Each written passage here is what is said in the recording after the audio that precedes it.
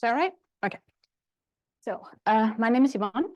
I'm a YGT at ESAC in Madrid. And actually, my background is in aerospace engineering, but I've been working on super resolution for bright XMM mutant sources. I'll just jump right into it. Okay, so what is super resolution? Super resolution is a digital imaging processing technique. And the idea is that we take a low resolution image, we send it through some network or through some sort of algorithm, and we get a high resolution image out of it. An example of this is here. I chose this one. It's of a human because we have a better intuitive understanding of what a human looks like. So here you can see how powerful this is. This was done by Google Brain's team. And typical approaches, so not for something like that because it's very powerful, but typical approaches also include just simple things like interpolation or having several images from different perspectives and combining them to get that information that we're missing. But what I'm interested in today are machine learning approaches because they can do powerful stuff like this where you get really impressive results. So now typical applications include medical imagery, so you can see things like cancer growths, or you can use it for surveillance images to just get a better idea of what's actually happening in there. But probably the thing that we are most interested in are satellite images. And this gets me to our motivation. So how super resolution useful for us? I'll start with what it cannot do, because I feel often there's a lot of confusion about this and people ask me questions about this. So what it cannot do, it can't give us unambiguous images that tell us exactly what's happening, because we are creating information that is not there, which means that the output that we're getting, we can't use it to do spectra or to do really detailed analyses. So unfortunately, that's a no-go. But what we can do is that we can find patterns and noise and then distortions that are commonly present in images. And because we can learn that, we can get a better idea of what's happening in the image, even if it's not an exact representation of what it is. So what it can help us to do then is to be a bit more confident about what is happening in the image, which can help with maybe things like deblending. So if we keep sending the image through some network and it keeps showing us, oh, actually this blob looks like it's two blobs. So that's the kind of purpose that we're looking into. So what super resolution can do for us is to serve as a visual explorative tool to look at images that we already have and see things that maybe we didn't see before. And with that, I'll jump right into what our team has done before. So this paper has already been published. They proposed actually two networks that were called XMM-Denoids and XMM-SuperRes. And what it does is that it does both decrease the noise in XMM mutant images and also increase the resolution. So that means the pixel size, but also the width of the PSF. This network has been trained on real XMM mutant images, but also on simulated images. So we had a combination of both. And they used a convolutional neural network with residual in residual dense blocks. Now, probably not all of you are familiar with the exact machine learning concepts. But I thought, oh, sorry, I forgot this. So this is the accuracy that was achieved with this network. I pointed out two different measures here. So this one, we want a value close to 1. And for that one, we want a value that's just high. And you can see we get pretty impressive results with 0.9846, which is really close to 1. So this is good news, meaning we get a high accuracy. One thing that's maybe still a bit worrying is the fact that the input image is already really close to the target.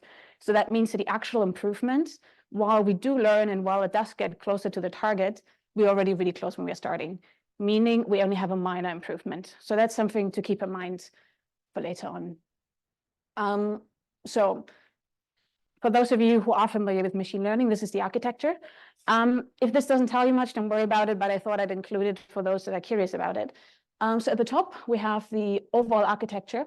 We have a number of RRDB, which means residual and residual dense blocks. And these consist of dense blocks which have skipping connection. Skipping connection means that the input is added to the output of each of these blocks, meaning that the input is fed throughout the entire network. And here you can see we get a low resolution image at the input, and at the end, we get a higher resolution image.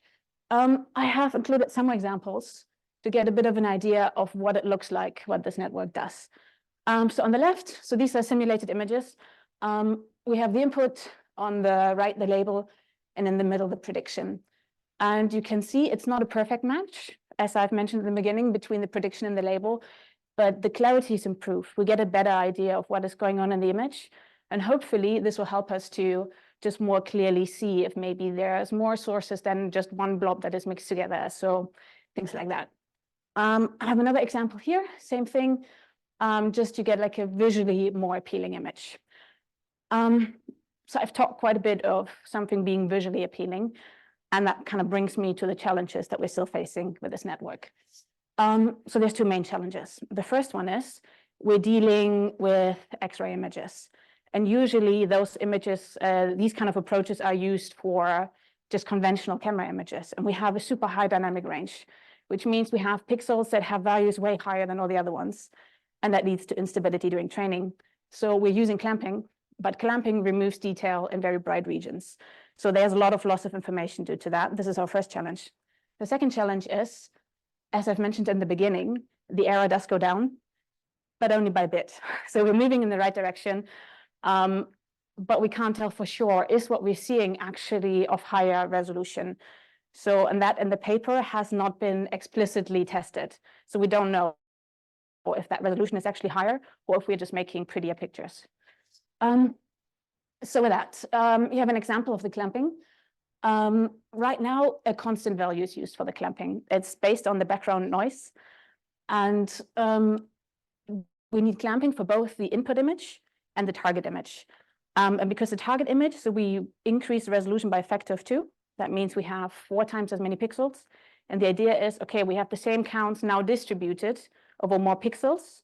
So the clamping threshold is like a quarter of that of the input one. And that becomes important later on. So that's something to keep in mind. But yeah, here you can see I have an example of unclamped and clamped input.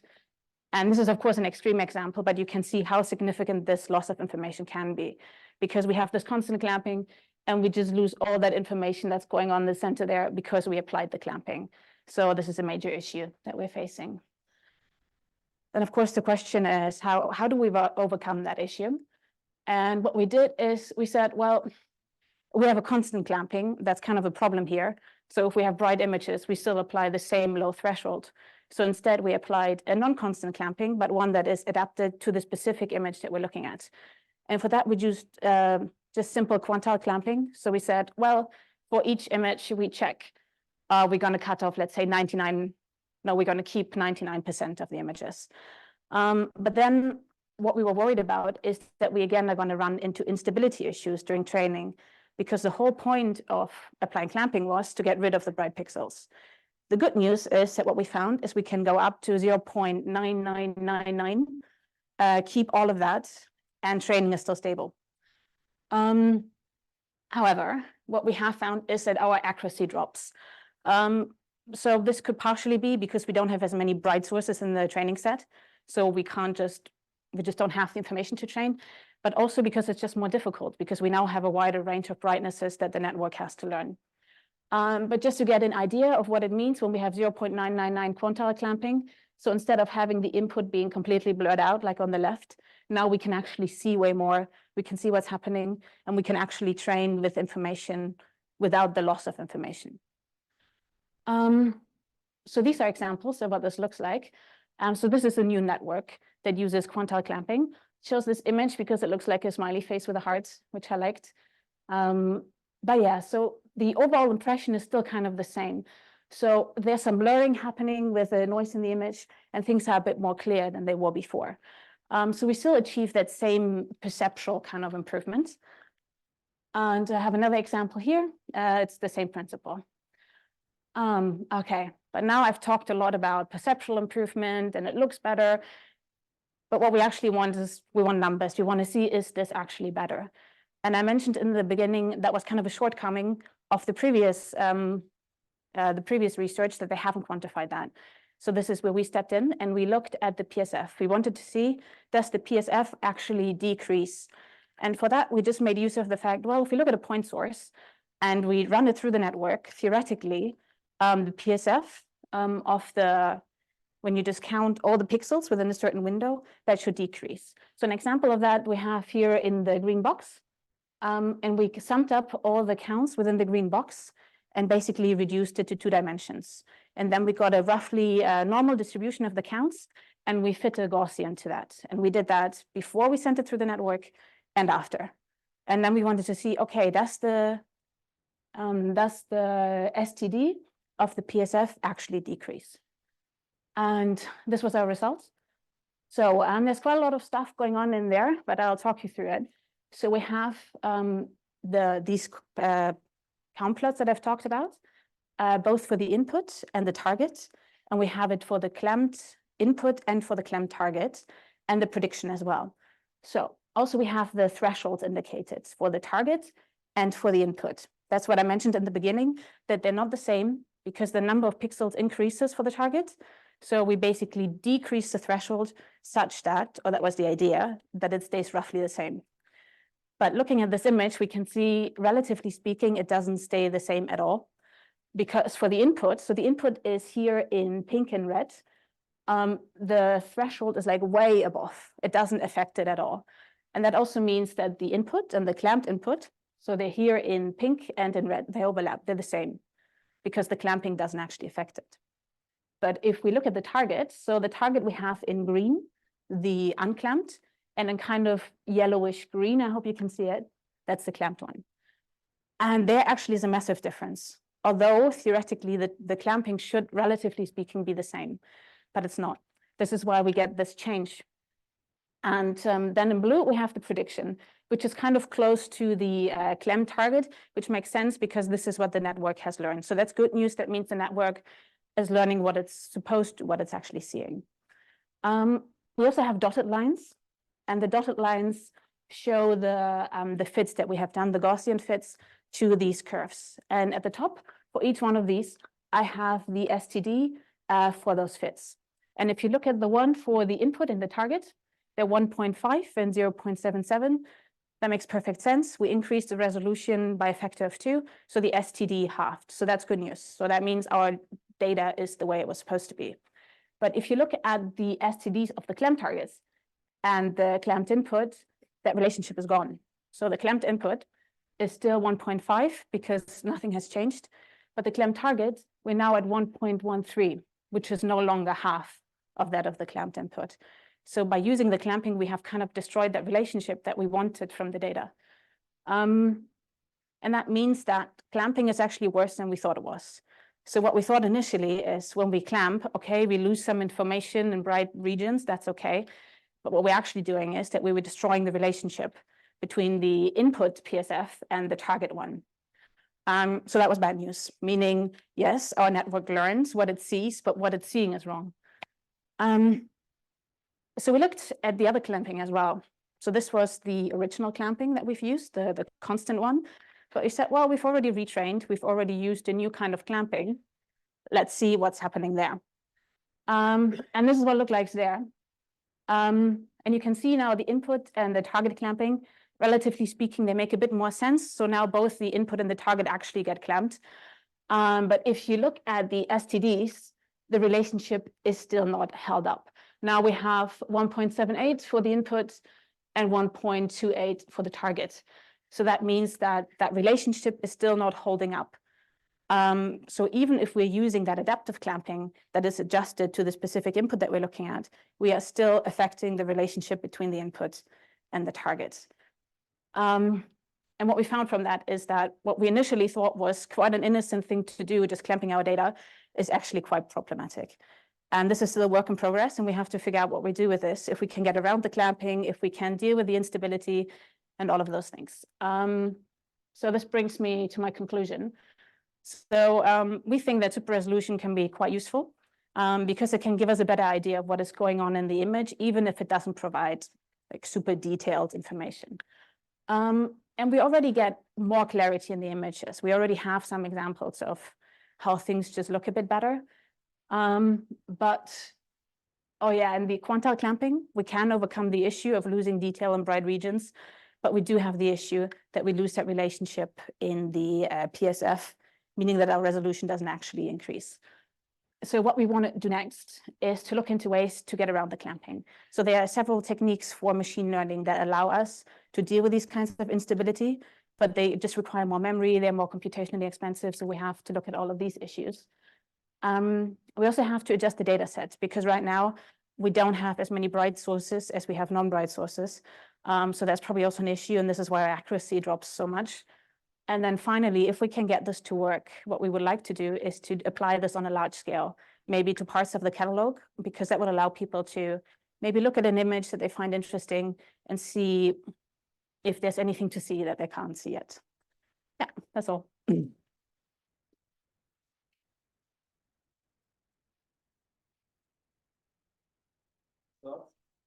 Okay, so there's a lot of questions. If there's anything on the chat, please raise your hand or send a message in the chat. I'm Laurent Michel from Strasbourg. I'm building HIPs for All Sky Survey for the pain images of XMM. It may be interesting to use this software to enhance the output of the images. So I would like to know which sort of hardware, I should have to run this tool to try. Which hardware? Yes. So this is done in Python. So if you download Python, and you need SAS to process images from XMM, of course. But other than that, the code is publicly available. So if you have that, you should be able to run it. There's also a README file that lists like all the requirements of packages that you need. Okay. Thank you.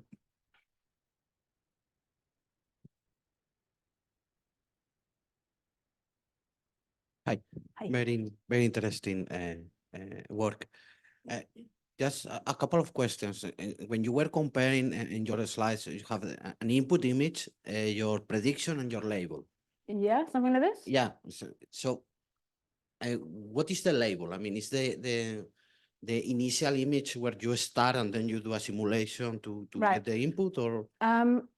So as I said, in the initial network, they did both denoising and super resolution. For denoising, the label was the same observation, but with a longer exposure time to reduce the noise. So that's what was done for denoising. For super resolution, those were simulated images. So they basically just told the simulation, make it sharper. So as I said, the PSF was reduced by a factor of 2, and the number of pixels was per dimension also doubled.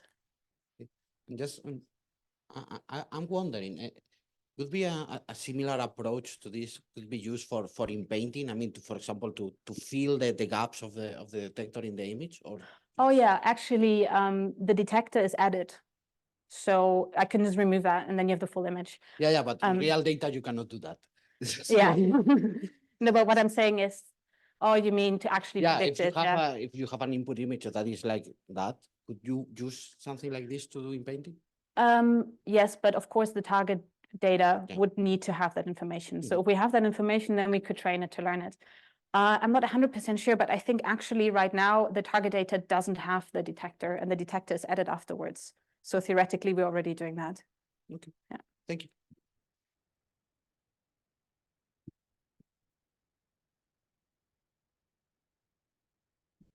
Hi, so I'm Nicolas Sarardi. Thank you for the very nice talk. I have a question about, so does the network has a mean to give you the uncertainty on its prediction, like pixel-wise? And also, like related to that, are you sensitive to the level of noise in the input? So about the certainty, we do have, I showed that in the beginning, the test scores. So I would say this is our level of certainty. So we have different measures. I highlighted 2, but we've done it with all of these. So of course, it kind of depends on how you define the accuracy. You can just say, okay, I'm taking the mean square error, so I compare pixel by pixel. You can question how much sense that makes, but we also have different scales. For example, just the peak signal to noise ratio. So as always in machine learning, we have like a training data set, and then we have a testing data set, which consists of data that the network has never seen before. And this is where these scores come from. So once you're done with your training, the network sees completely new data it has never seen before. And then you measure the performance on that. And this is basically, in the end, your confidence. So as I've mentioned, on average, we get like an accuracy with these ones with like 0.9846, but we also start with a 0.9499. And this is because the input image is already very similar to the target image, because we only increase the resolution by a factor of 2. Sorry, the second question, or the sensitivity to noise. Yes, so right now for the denoising, we go from an exposure time of 20 kiloseconds to 50 kiloseconds. So for your input, first of all, the requirement is that the exposure time is roughly about that. And we can increase according to that. So what your output will be equivalent to increasing the exposure time to 50 kiloseconds. Does that answer your question? Yeah, thank you. One last question before going to this. Hi, Tony Marston, ESA. You have a super resolution mechanism here. Usually super resolutions involved an iterative approach to arrive at your answer. But then something needs to tell you when you've got close to your answer. How is that being managed? Sorry, could you repeat the first part? Super resolution generally in most techniques involves an iterative approach. You create an intermediate image, then you go on to and then you use that for the next resolution enhancement until you get to some point where you stop doing that. Richardson-Lucy, for instance, traditionally people just put in, you do this 20 times. Yeah. But that's not a very good approach. It doesn't have tell you anything about the image. It just says you iterate 20 times. I'm just wondering what control you have here. And if you have control over that, doesn't that improve the way in which you can get to your answers, clamped or unclamped?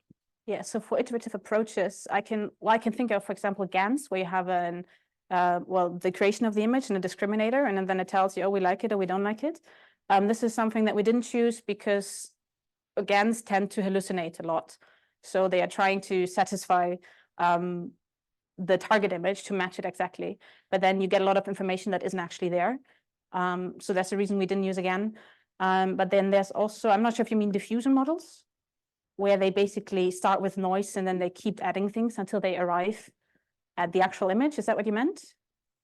Yeah, that one, yeah, funnily enough, when this project was started, they didn't exist yet.